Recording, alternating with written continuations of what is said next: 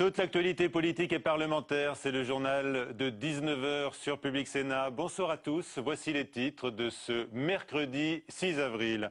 Nouveau tir nourri aujourd'hui à Abidjan, mais Laurent Gbagbo n'a toujours pas été délogé.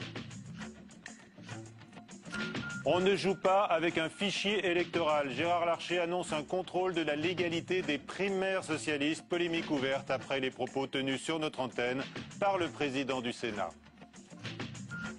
Les gaz de schiste, manne énergétique ou catastrophe écologique? Face à face tout à l'heure, Nicole Bricq, François-Marie Gonneau, au moment où sort en France le film accusateur américain Gazland.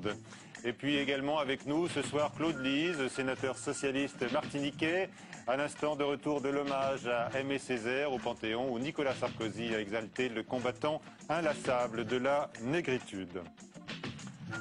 Laurent Gbagbo est donc toujours retranché dans son bunker du centre d'Abidjan alors que les forces pro-Ouattara ont déclaré de nouveaux tirs aujourd'hui à l'arme lourde. Les tractations ne sont pas interrompues sur les conditions de sa reddition. Jérôme Rabier. Ce devait être l'assaut final, mais Laurent Gbagbo refuse d'abdiquer.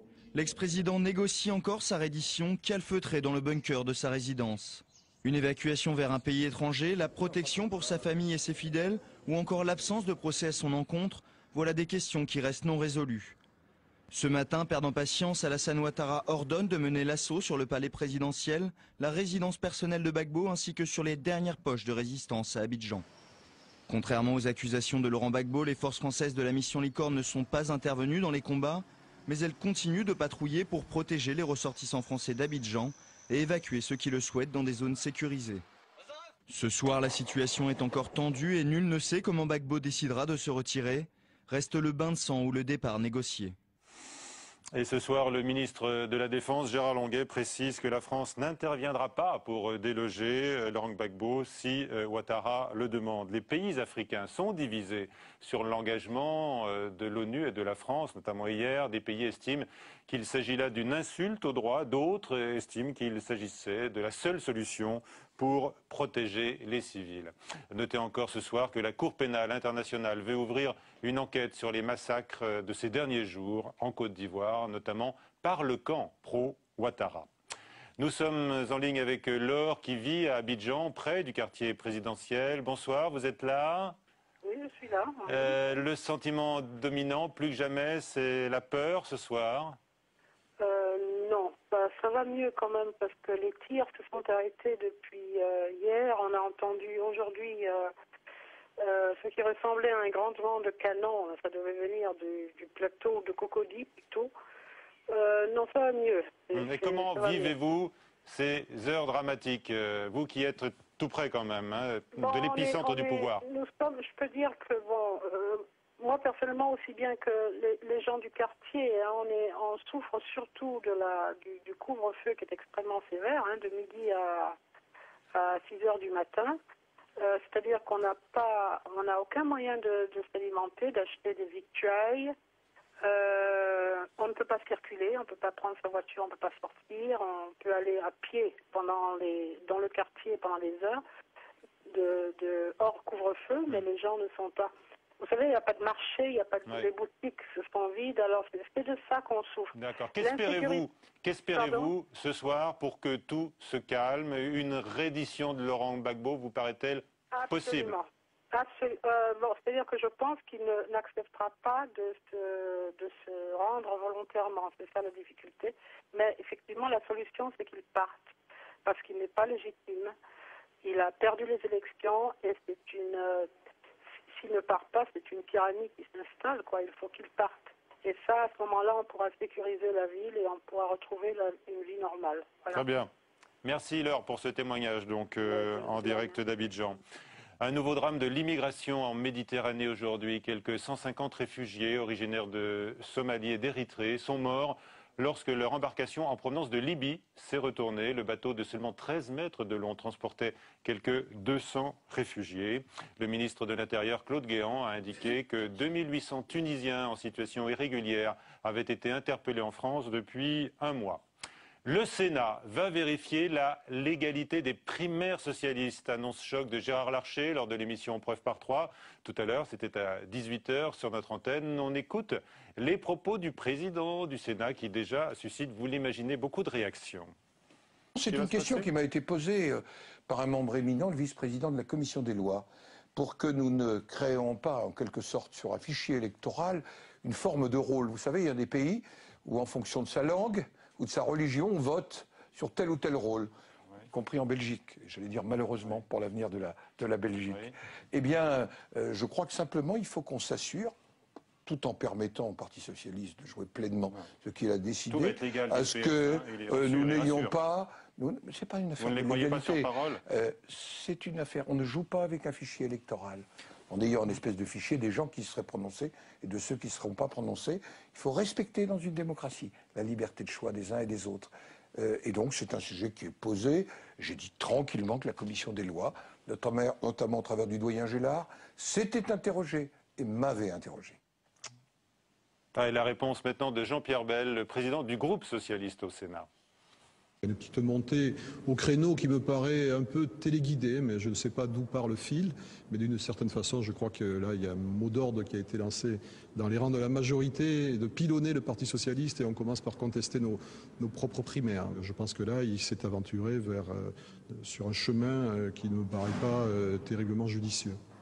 Voilà, Jean-Pierre Bel avec Michael Zamès il y a quelques instants. Lors de Preuve par 3, Gérard Larcher a également jugé qu'une défaite de la majorité lors des sénatoriales de septembre sonnerait le tocsin pour 2012. Il souhaite par ailleurs que Jean-Louis Borloo reste dans l'UMP où il apporte, a-t-il dit, de la fraîcheur et des idées utiles. Il a l'intelligence du futur, a dit encore Gérard Larcher à propos de l'ancien ministre qui avait la tutelle de son poste ministériel lorsque lui-même avait en charge le travail. La perte des emplois industriels, 700 000 en 10 ans, est une préoccupation générale, mais aussi un motif de clivage aujourd'hui, puisque la gauche et la droite sénatoriale se sont divisées sur ce sujet. Pas d'accord, au final, sur les conclusions de leur mission d'information, où l'on trouve tout de même 17 propositions, orienter les allègements de charges vers l'industrie ou encore soutenir les jeunes entrepreneurs qui se lancent dans ce secteur difficile.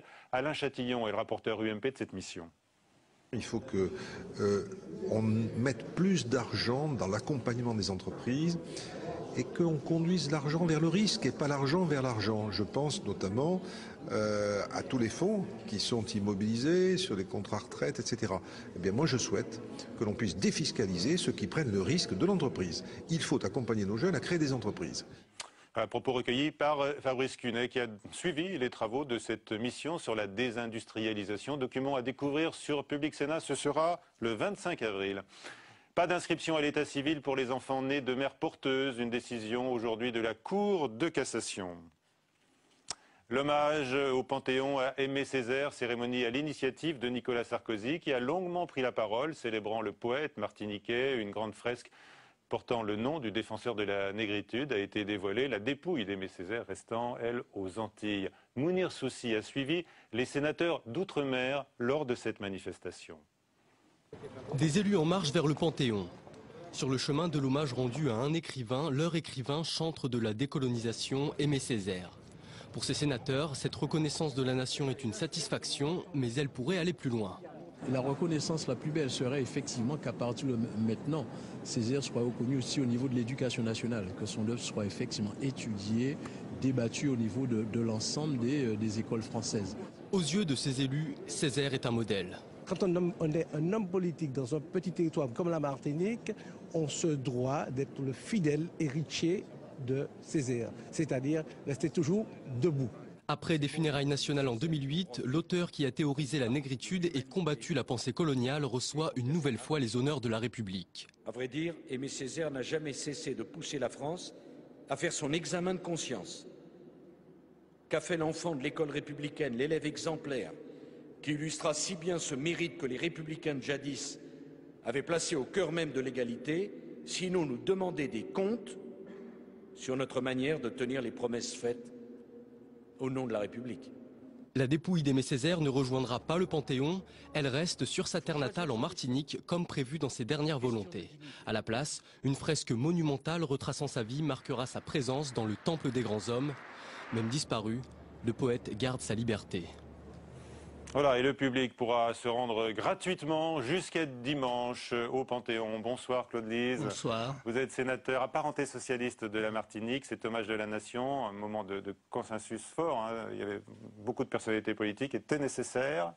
Bien sûr, je crois que Césaire avait besoin de cette reconnaissance, même si moi qui l'ai connu très bien pendant très longtemps, j'ai été d'ailleurs une de ses adjointes au maire. Vous l'avez accompagné plusieurs décennies. Oui, je l'ai connu pendant plus de 30 ans en réalité, de manière très intime.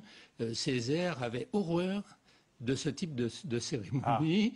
Je pense qu'on lui aurait posé la question, il n'aurait pas été d'accord. Néanmoins, c'était un homme très humble qui n'aimait pas les décorations, les manifestations de ce type. Mais je pense que pour nous Antillais, bon, c'est une reconnaissance de ce que nos petites terres lointaines peuvent apporter, bien sûr, au monde, à la France et au monde. Et puis, je pense que ça peut avoir valeur pédagogique. Et je souhaiterais, comme mon collègue qui s'est exprimé tout à l'heure, que cela donne envie de lire Césaire. Il ne s'agit pas simplement de l'honorer. Le meilleur hommage, c'est de le lire. Sa poésie a la réputation d'être un peu difficile d'accès, mais bon, il faut avoir des clés. Et après, on est pris par ce verbe qui est extrêmement fort.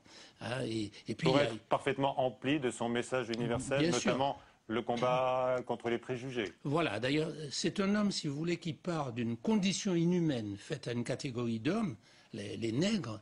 Bon, il part de cela et il aboutit dans une démarche proprement humaniste, profondément humaniste, il aboutit à une revendication de l'achèvement de l'humanisation de l'humanité.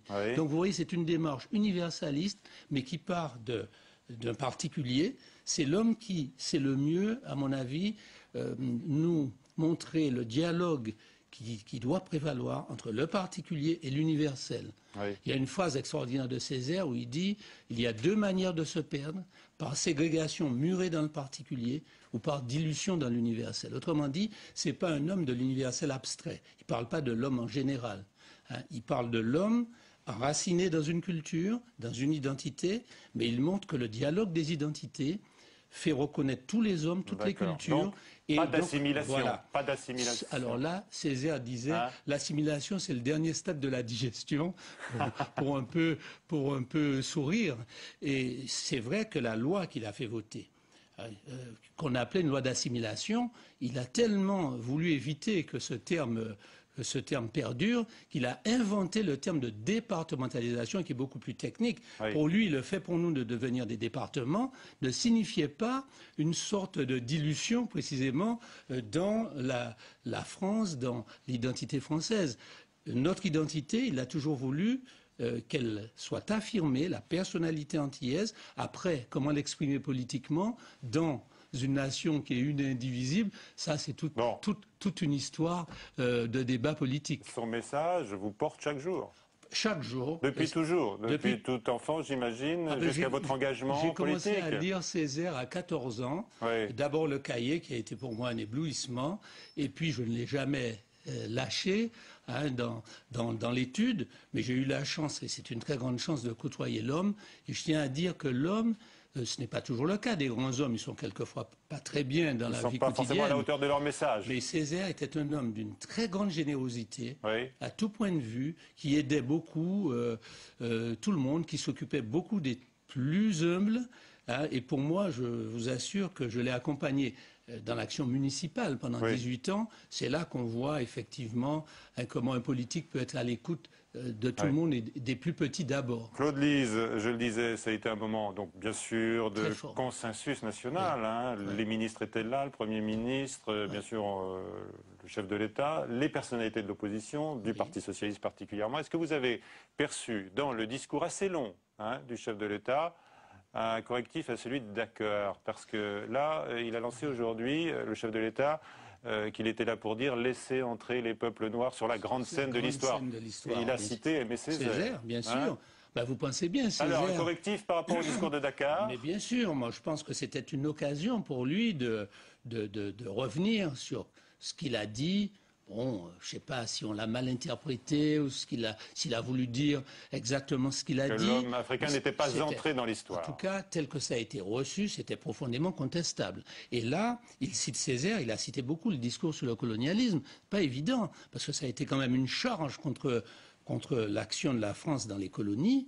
Mais Césaire a toujours pensé qu'il fallait dépasser ce qu'il appelait un dolorisme. Césaire disait, nous ne devons pas rester simplement à nous plaindre. Il faut, à partir de toutes ces expériences, essayer de transcender les choses et contribuer à l'universel. On retrouve toujours cette démarche de recherche de la fraternité, mais d'abord se battre pour se faire reconnaître, pour affirmer la présence du monde noir. Pas parce que le monde noir aurait à être mis en avant systématiquement par des noirs, mais parce que c'est une des catégories d'hommes qui ont le plus souffert d'une expérience de déshumanisation. Oui. Et dans l'éthique césarienne, plus vous avez ça dans votre inconscient collectif, une expérience de déshumanisation totale, plus vous êtes apte à permettre à l'humanité d'aller jusqu'au bout d'une recherche de fraternité générale, c'est ce qu'il appelle achever l'humanisation de l'humanité. Mais est-ce qu'on tourne la page à un moment?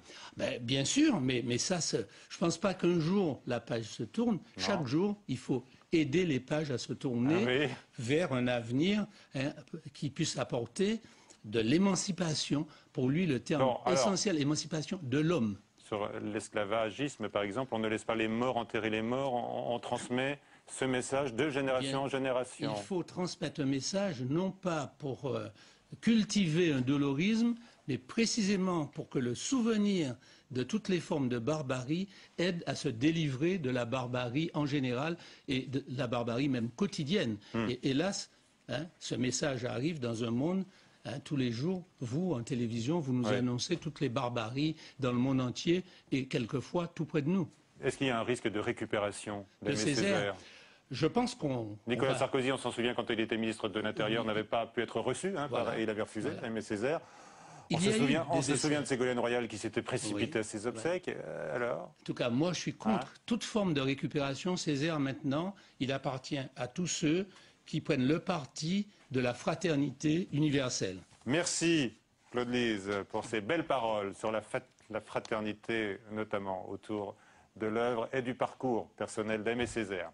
Allez, tout autre sujet, un consensus qui se dégage, ça n'a pas toujours été le cas, pour bloquer l'exploitation en France des gaz de schiste. Le débat a été relancé il y a quelques mois par José Bové, suivi aussi bien désormais à droite qu'à gauche, le Parti socialiste, l'UMP et même Jean-Louis Borloo, qui avait comme ministre autorisé les forages, sont unanimes pour dire stop au nom de la protection de l'environnement. Avec nos deux invités, nous reprenons ce débat dans un instant, juste après ce reportage de Jérôme Rabier en Seine-et-Marne, dont la richesse des sous-sols pourrait pourtant constituer une alternative aux importations de pétrole. À Doux, en Seine-et-Marne, on affiche sur les volets des maisons et sur la place du village son opposition au forage. Car pour récupérer le gaz ou l'huile de schiste, on utilise un procédé décrié. Il faut injecter d'énormes quantités d'eau associées à des produits chimiques à 2500 mètres sous terre. La pression fracture alors la roche qui libère le gaz ou l'huile de schiste enfermée à cette profondeur. Pour cet élu local, le risque écologique est trop important. La fracturation hydraulique nécessite énormément d'eau pour pouvoir être effectuée. Et deuxièmement, un risque de pollution des nappes phréatiques. Soit par la fuite des gaines de forage, soit par la remontée des eaux qui sont mêlées à des produits chimiques pour certains extrêmement toxiques. À 2 pas de la commune, le forage d'exploration avait déjà commencé, mais le site est fermé depuis le moratoire décrété par le gouvernement. Seul subsiste au centre le trou du puits. Mais pour l'industrie pétrolière, il ne faut pas se priver d'un bien précieux du sous-sol.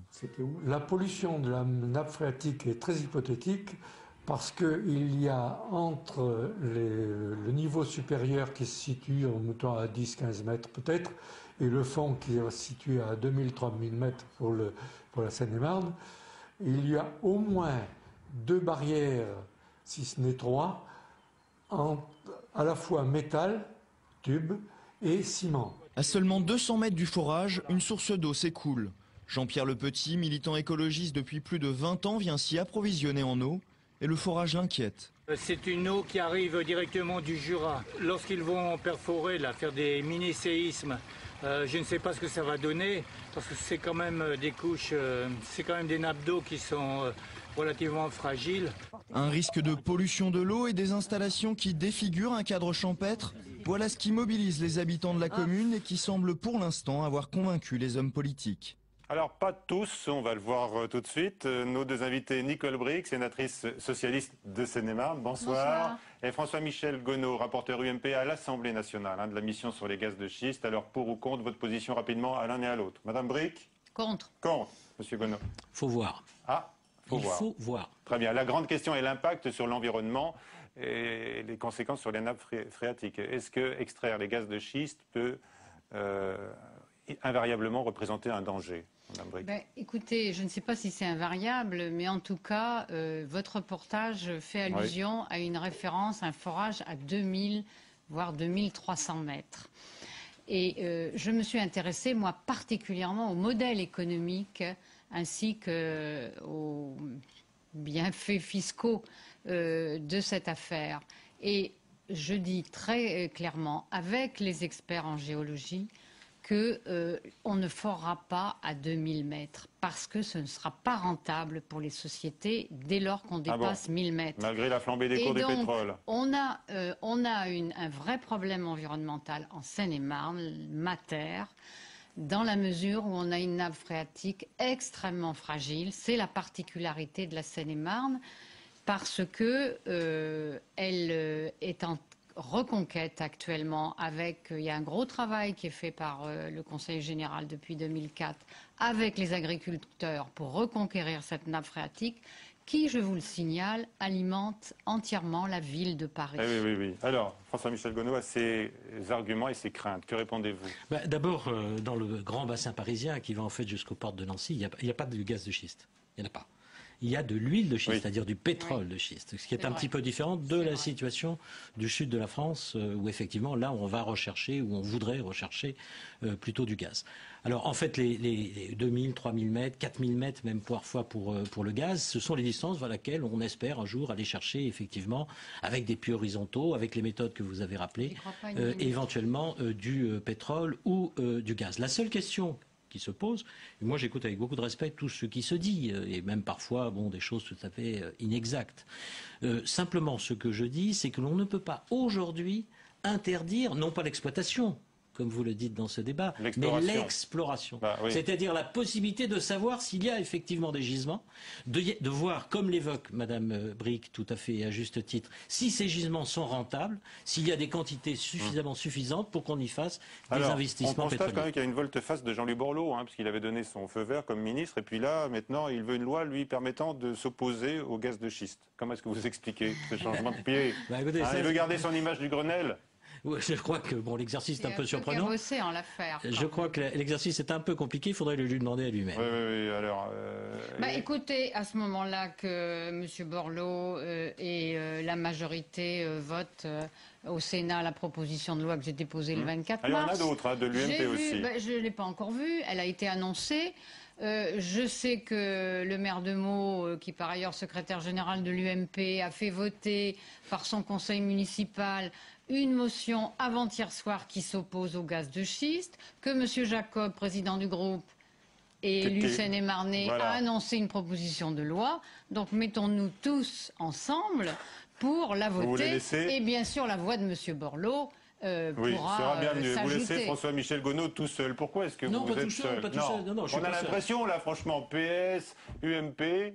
Non, de toute façon, le gouvernement aujourd'hui a la même démarche que celle qu'a pris la Commission du développement durable en lançant cette mission. Cette mission d'information, je ne la fais pas seule, je la fais avec un certain nombre de parlementaires, et notamment un co-rapporteur qui s'appelle Philippe Martin, président socialiste du Conseil général du Gers. Donc nous sommes à droite comme à gauche, on vous accuse d'ailleurs démarche... d'être un militant des gaz de schiste.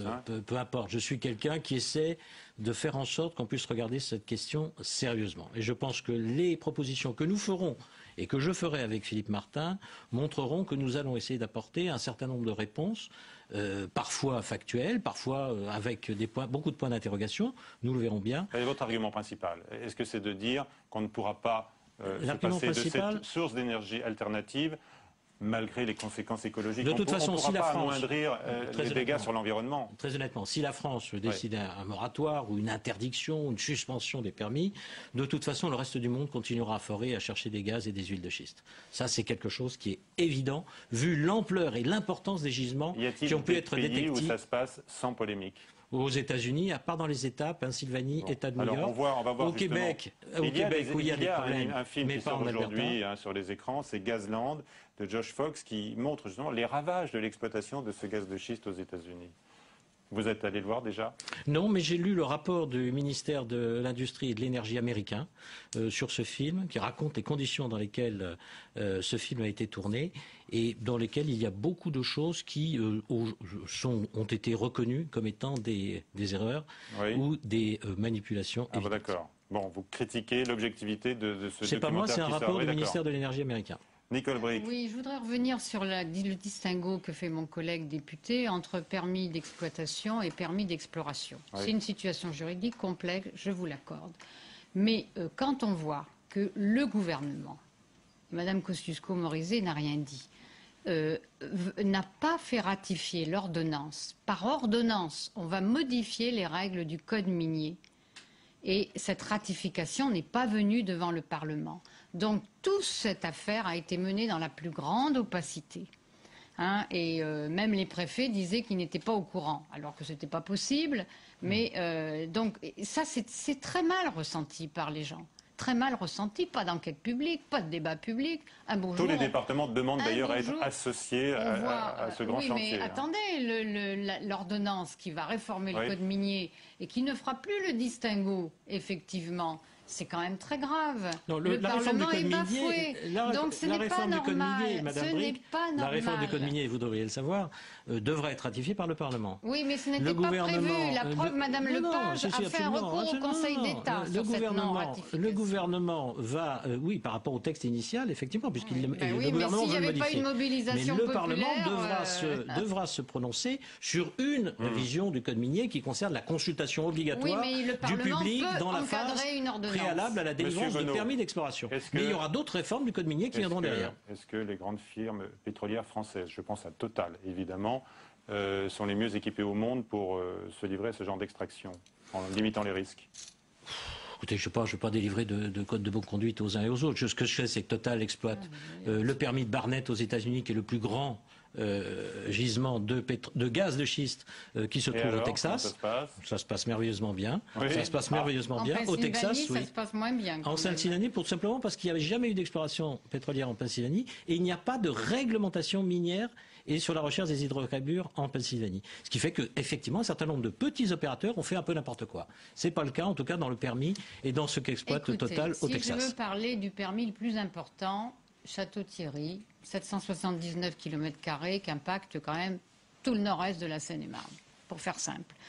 Il y a deux sociétés, parce que le problème en Seine-et-Marne, c'est qu'on a déjà du pétrole. Oui, alors, vous savez, on a des girafes qui font comme ça, c'est très sympathique. On les voit en passant, Voilà, on les voit sur l'autoroute. Mais là, c'est pas ça qui va se passer. Ça va être des multiples forages partout.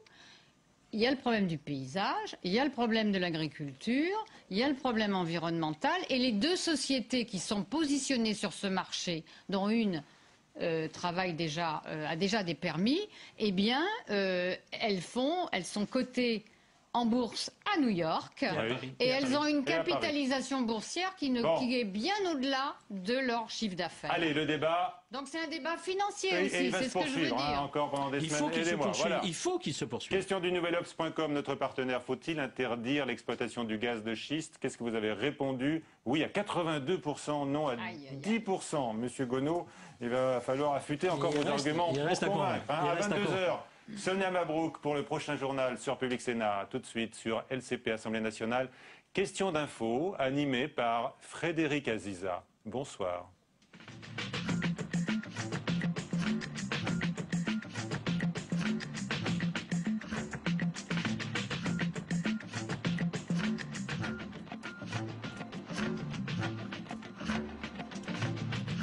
À l'heure où Mayotte devient le 101e département français, La Voix des Foundi nous fait découvrir ses écoles primaires avec comme guide une figure locale, un syndicaliste très engagé. C'est une rentrée très importante. Un nouveau vice-recteur qui va devoir affronter à la fois les conditions d'enseignement et les syndicats. Bienvenue. Voilà. Manque de matériel, scolarisation des enfants de clandestins, l'éducation nationale doit s'adapter. Les enseignants partagent le local, partagent le matériel éducatif. C'est un fonctionnement par défaut. Ça n'est pas l'idéal du tout, mais nous n'avons pas d'autre solution. La Voix des Foundi, samedi à 22 h sur Public Sénat.